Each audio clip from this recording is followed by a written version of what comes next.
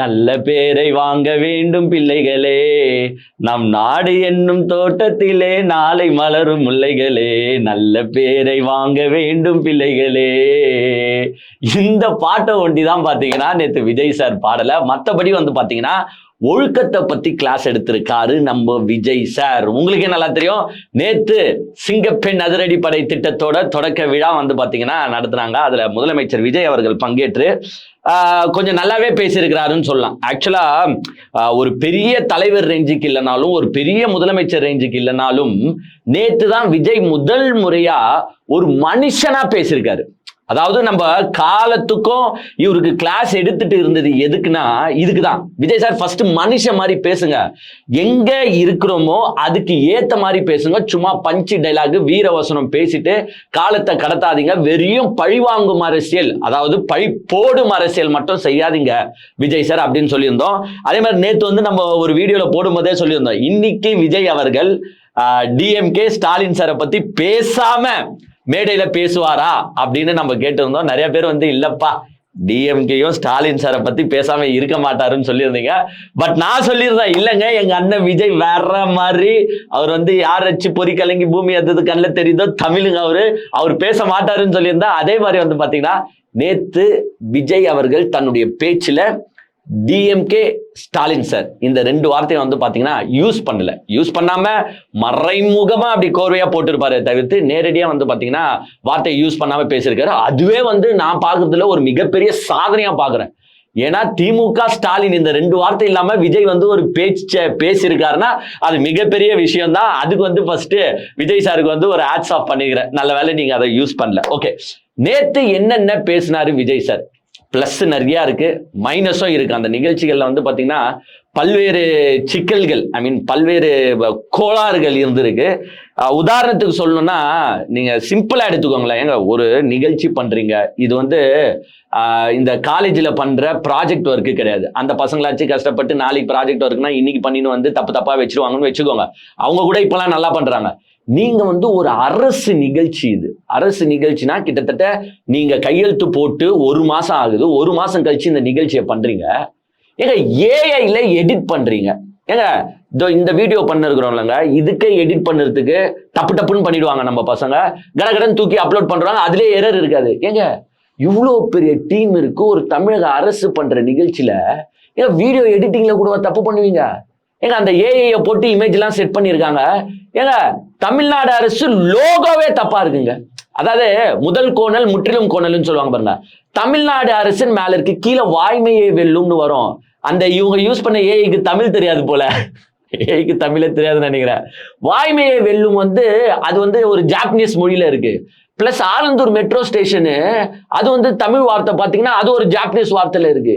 ஏங்க இதெல்லாம் கண்டுக்காம, இதெல்லாம் கூட நோட் பண்ணாம நீங்க ஒரு வீடியோ எடிட் பண்றீங்க, ஒரு நிகழ்ச்சியை போடுறீங்க. நான் கேட்கிறேன், ஏன்னா சின்ன பசங்க கூட இதெல்லாம் ஐடென்டிஃபை பண்ணுவாங்க. நீங்க ஒரு அரசு சார்பா பண்ற ஒரு நிகழ்ச்சியில, நீங்க கட்சி சார்பா பண்ணுவீங்க பாருங்க, அந்த நிகழ்ச்சியில 1008 தப்பு இருந்தா கூட யாருமே கேட்க மாட்டோம். ஒரு அரசு சார்பா பண்ற நிகழ்ச்சியில நீங்க இந்த மாதிரி தப்பு பண்ணலாமா? ஏங்க இது கேட்கறது தப்பா? நீங்களே சொல்லுங்களேன். ஸோ இந்த மாதிரி ஒரு சின்ன விஷயத்துலயும் வந்து பாத்தீங்கன்னா நம்ம கவனம் இருக்கணும். இது நீங்க நேற்று தொடங்குறது வேற பாத்தீங்கன்னா பெண்கள் மற்றும் குழந்தைகள் பாதுகாப்புக்காக ஒரு திட்டத்தை தொடங்குறீங்க. அதுல நம்ம போடுற வீடியோலயே 1008 7.5 இருந்தா நம்ம எங்கிருந்து பாதுகாப்பெல்லாம் கிளீனா மெயின்டைன் பண்ண போறோம் அப்படின்ற ஒரு கேள்வி எழுமா இல்லையா? ஸோ இதெல்லாம் வந்து நீங்க கொஞ்சம் நோட்டீஸ் பண்ணி அந்த அரசு அதிகாரிகள், அதுதான் அதிகாரிகள் வந்து எப்போ ஒரு முதலமைச்சருக்கு பயப்படுவாங்கன்னா, முதலமைச்சர் வந்து கொஞ்சம் ஸ்ட்ரிக்ட் சீரியஸ் ஆஃபீஸரா இருந்தா தானே பயப்படுவாங்க. நம்ம தான் வந்துட்டு பழி போடும் அரசிலே பண்ணிட்டு இருந்தா அதிகாரிகள்லாம் பயப்பட மாட்டாங்க. அதோட வெளிப்பாடு தான் வந்து பாத்தீங்கன்னா இந்த வீடியோல தெரிஞ்சிருக்கு. தப்பா தமிழ் பிழைகள் இருந்திருக்கு.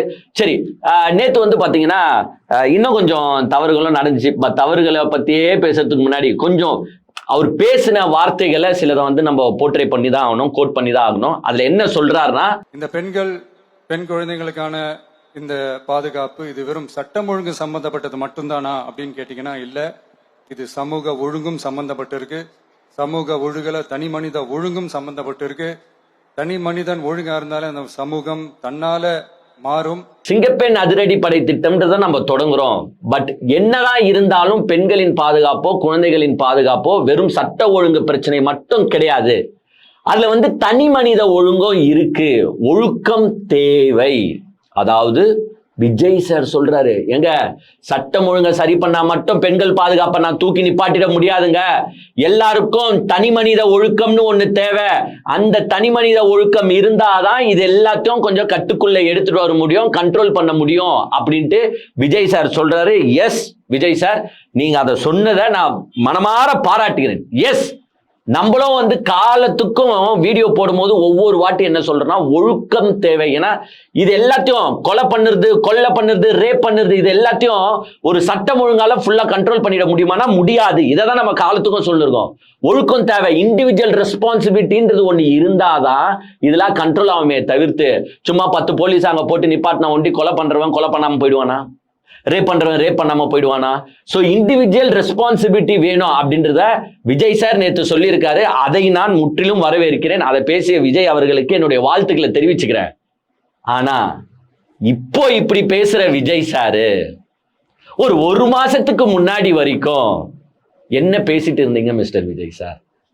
ஏங்க அவர் பேசுறது கரெக்டுங்க, பட் இதுதானே எப்பவுமே விஷயமே, எப்பவுமே அதே தானே. திமுக ஆட்சியில மட்டும் அப்போ தனி மனித ஒழுங்கு தேவையில்லையா? நீங்க சொல்லுங்களேன். திமுக ஆட்சியில மட்டும் எது நடந்தாலும் தூக்கி பைய நம்ம எங்க போட்டிருப்போம்? சட்டம் ஒழுங்கு. என்ன ஸ்டாலின் சார், சட்டம் ஒழுங்கு உங்க பாக்கெட்ல தான் இருக்குது, உங்க கையில தான் இருக்குது, நீங்க பாதுகாக்க மாட்டீங்களா? என்ன பண்ணிட்டு இருக்கீங்க? தூங்கிட்டு இருக்கீங்களா? அப்படின்னு தானே நம்ம கேள்வி கேட்டோம். அப்போ உக்காந்துக்கிட்டு என்னதான் பெண்கள் பாதுகாப்புல சட்டம் ஒழுங்கு ஒரு ரோலை பிளே பண்ணாலும் தனி மனித ஒழுக்கம்னு ஒண்ணு வேணும் அப்படின்னு விஜய் சார் எங்கன்னா ஒரு வார்த்தை பேசுனீங்களா? ஏங்க ஒரு மாசத்துக்கு முன்னாடி வரைக்கும் விஜய் வீடியோ எடுத்து பாருங்க. ஏங்க அப்போ பாரு எது நடந்தாலுமே திமுக மேல பழிய போட்டீங்க. அப்ப இப்ப ஒண்டி இந்த தனி மனித ஒழுக்கம் எங்கிருந்து வருது? ஒரு தலைவன்றவன் வந்து எப்பவுமே வந்து பேச்சு ஒரே மாதிரி தான் இருக்கணும். நம்ம ஆட்சிக்கு வர்றதுக்கு முன்னாடி ஒரு பேச்சு, ஆட்சிக்கு வந்த பிறகு ஒரு பேச்சுன்னு இருக்கக்கூடாது. நாங்களும் காலத்துக்கு என்ன சொல்லிருக்கிறோம்னா, ஐயோ அங்க நடக்கிற பிரச்சனைக்கு சட்டம் ஒழுங்கு எப்படி காரணமாகும், இதெல்லாம் வந்து தனி மனித ஒழுக்கம்னு ஒண்ணு தேவை அப்படின்றதான் நம்ம காலத்துக்கும் சொல்லணும் வரோம். ஆனா விஜய் சார் வந்து அதை இப்பதான் அண்டர்ஸ்டாண்ட் பண்ணியிருக்காரு போல. ஏன்னா இனிமேட்டு இந்த கொலை கொள்ளை ரேப்பு கீப்பெல்லாம் கண்ட்ரோல் பண்ண முடியாதுன்றது அவருக்கே நல்லா தெரியுது. அதனால என்னால முடிஞ்சது இந்த திட்டத்தை நான் அனௌன்ஸ் பண்ணிட்டேன், திட்டத்தை நடைமுறைப்படுத்த போறேன். பட் இதுக்கும் மேல எதனா ஏழ்றைகளோ பிரச்சனைகளோ வந்தா அதுக்கு காரணம் நான் கிடையாது, தனி மனித ஒழுக்கம் தேவை அப்படின்ற ஒரு அந்த லைன்ல தான் வந்து பாத்தீங்கன்னா விஜய் அவர்கள் பேசியிருக்காரு. பட் எஸ், நம்மளும் வந்து எல்லாத்துக்கும் தூக்கி பழிய போட்டுன்னு இருக்க முடியாது, அவங்க போட்ட மாதிரி நம்ம பழிய போட்டு இருக்க முடியாது. ஸோ எதா இருந்தாலும் அந்த தனி மனித ஒழுக்கம்ன்றது ஒன்று தேவை அப்படின்றதுல வந்து பார்த்தீங்கன்னா நான் ஸ்ட்ராங்காகவே நிற்கிறேன். ஸோ அதை விஜய் சார் சொன்னது ஒரு நல்லது. ஏன்னா ஏங்க நம்ம என்னதான் போட்டு இந்த தொண்டை தண்ணி வத்துற அளவுக்கு போட்டு கத்தின்னு இருந்தாலும் கேட்குறவன் இந்த காதலை வாங்கிட்டு அந்த காதலை விட்டு போயிடுவான். பட் ஒரு சினிமா செலிபிரிட்டி, ஒரு பெரிய தலைவர்கள் இந்த மாதிரி வந்துட்டு ஒரு மேடையில் நின்று எங்க கொஞ்சம் சோஷியல் ரெஸ்பான்சிபிலிட்டி இருங்க, தனி மனித ஒழுக்கம்னு ஒன்று தேவைன்னு சொல்லும்போது அந்த கீழே இருக்கிறவங்க கொஞ்சம் கேட்பாங்க. ஸோ விஜய் சார் சொன்னதை நான் பாராட்டுகிறேன், வரவேற்கிறேன். அதே மாதிரி வந்து பார்த்தீங்கன்னா நெக்ஸ்ட் என்ன பேசியிருக்காருன்னா, பெண்களுக்கு எதிராக இந்த மாதிரி குற்ற சம்பவங்கள் நடக்கும் பொழுது அவங்களுக்கு கொடுக்க போகும் தண்டனைகள் வேற மாதிரி இருக்கும்னு சொல்லியிருக்காரு. அதே மாதிரி ஸ்பீடி ட்ரையலா நான் பண்ணி முடிப்பேன் அப்படின்னு சொல்லியிருக்காரு. ஏங்க அந்த ஸ்பீடி ட்ரையல்ன்ற விஷயம் வந்து பாத்தீங்கன்னா உங்களுக்கு டிஎம்கே கவர்மெண்ட்ல இருந்தே இருக்கு. உதாரணத்துக்கு இப்ப மார்ச் மாசம் அந்த குழந்தைய வந்து ஒருத்தன் காம கொடூர ரேப் பண்ணி சாகடிச்சான் பாருங்க, அவனுக்கு வந்து பாத்தீங்கன்னா 3-4 மாசத்துலயே தண்டனை வாங்கி கொடுத்துட்டாங்க. சோ ஸ்பீடி ட்ரையல் எல்லா ஆட்சியிலையும் வந்து நடந்துட்டு தான் வருது. பட் அதை இன்னும் நான் மேம்படுத்துவேன்னு சொல்றாரு. ஓகே, பாராட்டுகள், அதுல ஒன்றும் தப்பு கிடையாது. பட் அந்த இதுலயேங்க அவர் பேச்சிலேயே வந்து பாத்தீங்கன்னா நான் அட்மையர் பண்ணது ஒரு விஷயம் இருக்கு. அதாவது as a law student, இது வந்து நீங்க வந்து ஒரு இண்டிவிஜுவலா அதை என்ஜாய் பண்ணுவீங்களான்னு தெரியாது. But as a law student நான் அட்மையர் பண்ண ஒரு லைன் என்னன்னா, எல்லாமே போலீஸ் டிபார்ட்மெண்ட்ல இருந்து ரொம்ப கடுமையான ஒரு தண்டனையா இருக்கும், கடுமையான ஒரு நடவடிக்கைகளா இருக்கும். அந்த தண்டனை, அவங்களுக்கான அந்த சார்ஜ் ஷீட் எல்லாமே ரொம்ப ஃபாஸ்டா ஸ்பீடா அது செயல்படுத்தப்படும்.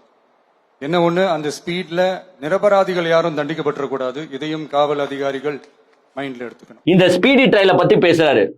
குற்றவாளிகள் அனைவருக்கும் வந்து பாத்தீங்கன்னா வேகமாக தண்டனை வழங்கப்படும், அந்த சார்ஜ் ஷீட்லாம் நாங்க ஃபைல் பண்ணி உடனடியா தண்டனை வாங்கி கொடுப்போம்னு சொல்றாரு.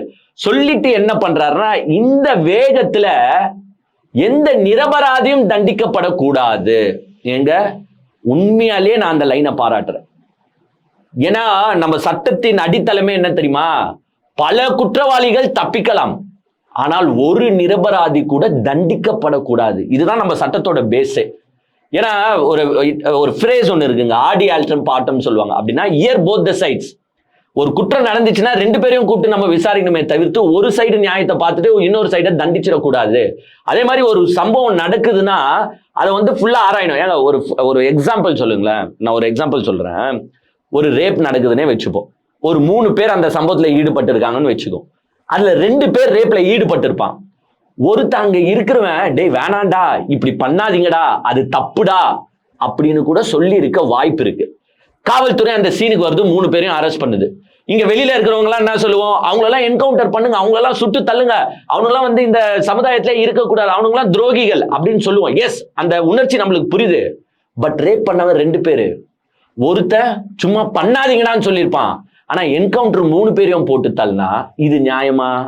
அதுதான் வந்து விஜய் சார் சொல்லுறது என்னன்னா, ஒரு நிரபராதி தண்டிக்கப்படக்கூடாது. ஏங்க சட்டம் ஏன் ஸ்லோவா இருக்கு, சட்டம் நம்ம ஏன் ஒவ்வொரு கேஸும் முடியறதுக்கு இவ்வளவு நாட்கள் ஆகுது, டிலே ஆகுதுன்னா இதாலதான்.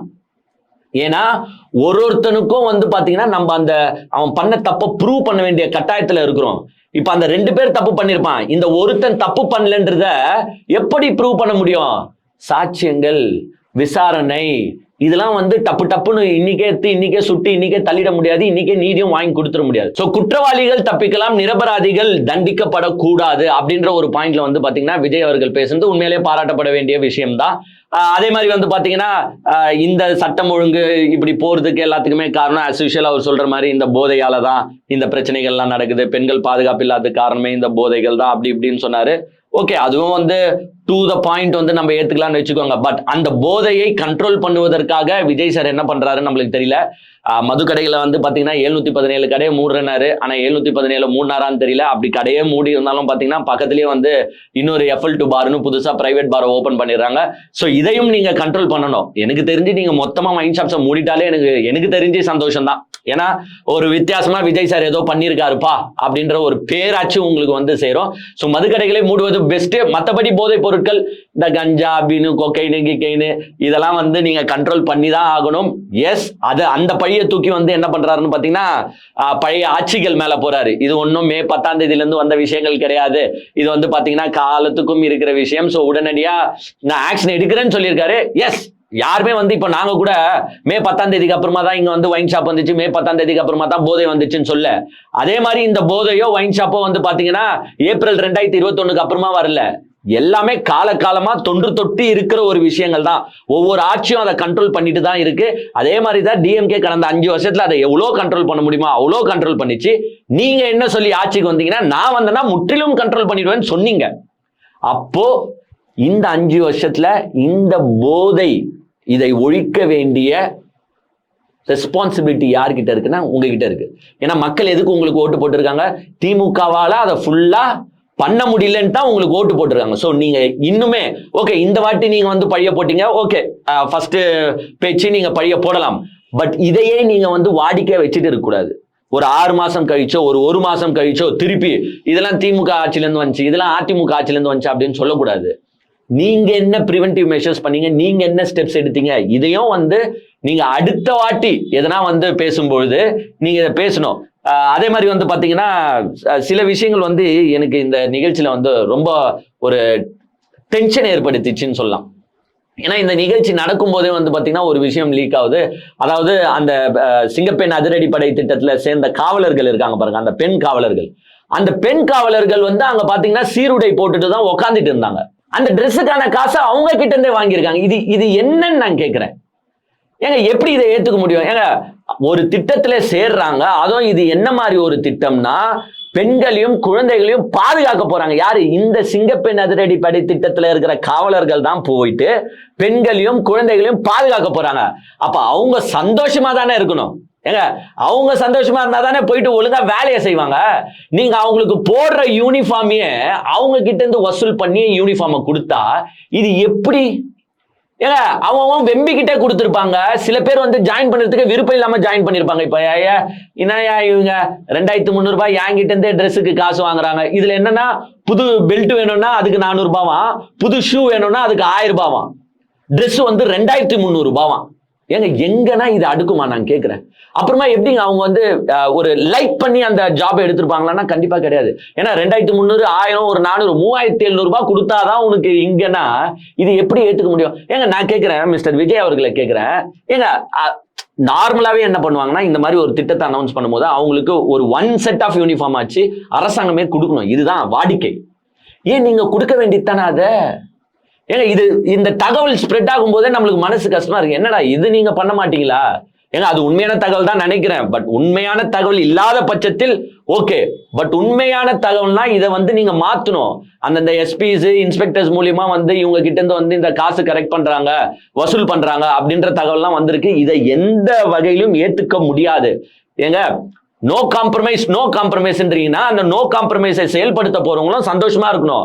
அவங்களுக்கு ஊதியமே நீங்க ஏத்தி கொடுத்தாலும் எங்களுக்கு சந்தோஷம் தான். ஏன்னா அவங்க சந்தோஷமா இருந்தாதான் இங்க பாதுகாப்புல காம்ப்ரமைஸ் இல்லாம அவங்க இருப்பாங்க. ஏங்க எங்களோட வரி பணம் தானேங்க, ஏங்க மக்களோட வரி பணத்துல தானே அவங்களுக்கு தர போறீங்க, கொடுங்க.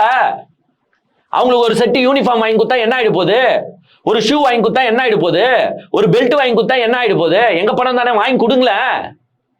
சோ இந்த மாதிரி விஷயங்கள் வரும்போது தான் என்னடா இப்பதான் விஜய் சார் நல்லா பேசினாருன்னு பார்த்தா இந்த மாதிரி தகவல் எல்லாம் வருது. எங்க இவர் பேசுறதுக்கு முன்னாடியே வேற டென்ஷன் ஏத்தி விட்டாங்க. இல்ல நான் கேட்கிறேன், பேண்டை வச்சு பாட்டு வாசிக்கிறீங்க, உங்களுக்கு வந்து சினிமா பாட்டு மட்டும் தான் வாசிப்பீங்களா நீங்க?